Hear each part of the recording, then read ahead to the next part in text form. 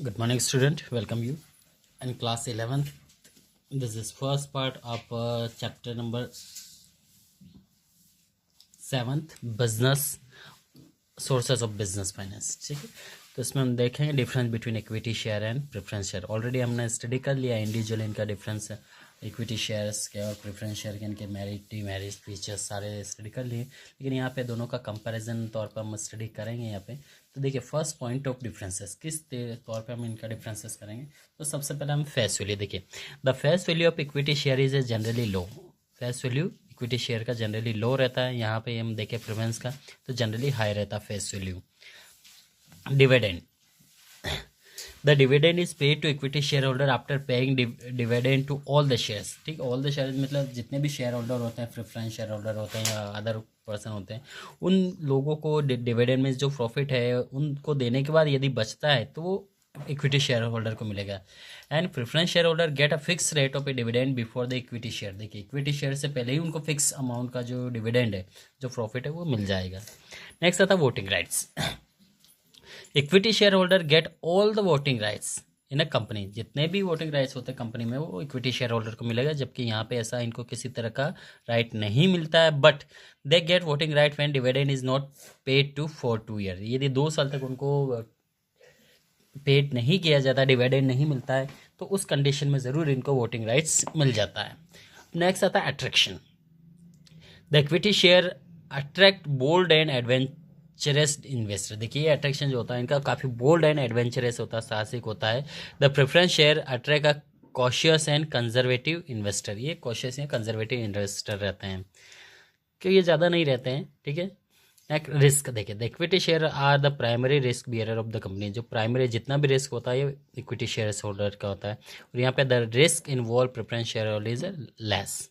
Equity share से इनका risk कम होता है.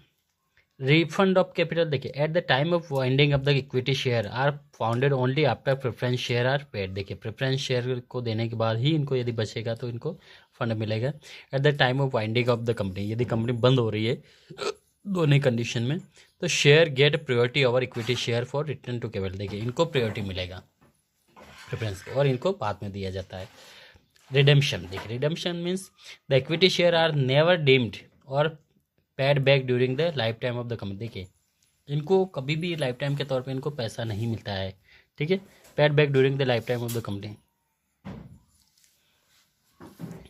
And preference share are may be redeemed on expire or fixed period of time at the option of the company.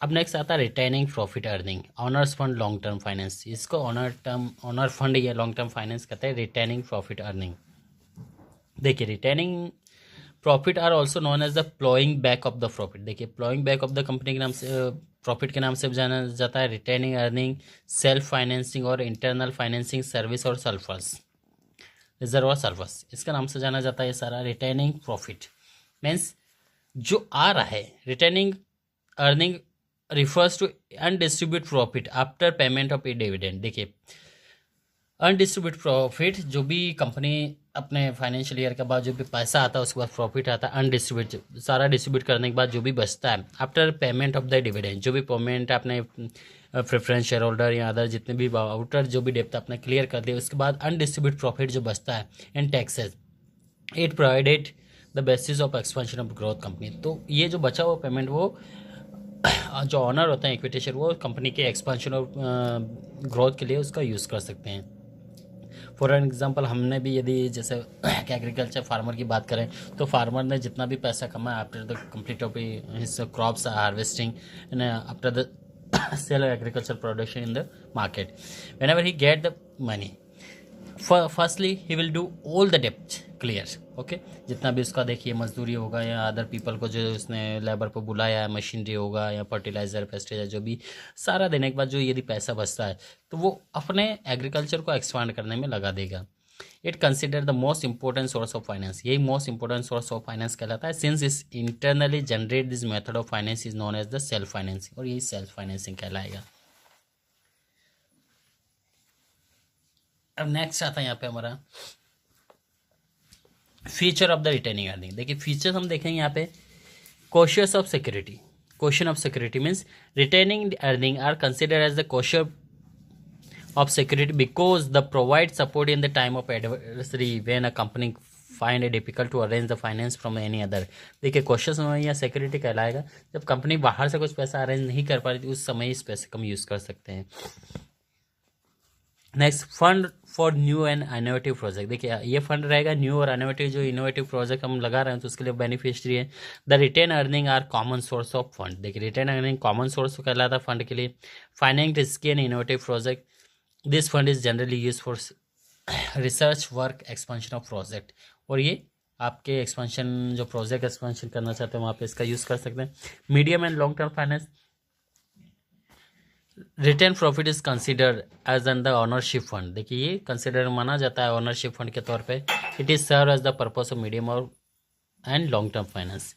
Conversion into ownership fund. देखिए the surplus retain earning can be converted into share capital by issuing bonus share and in this issue bonus share there is no outflow of cash.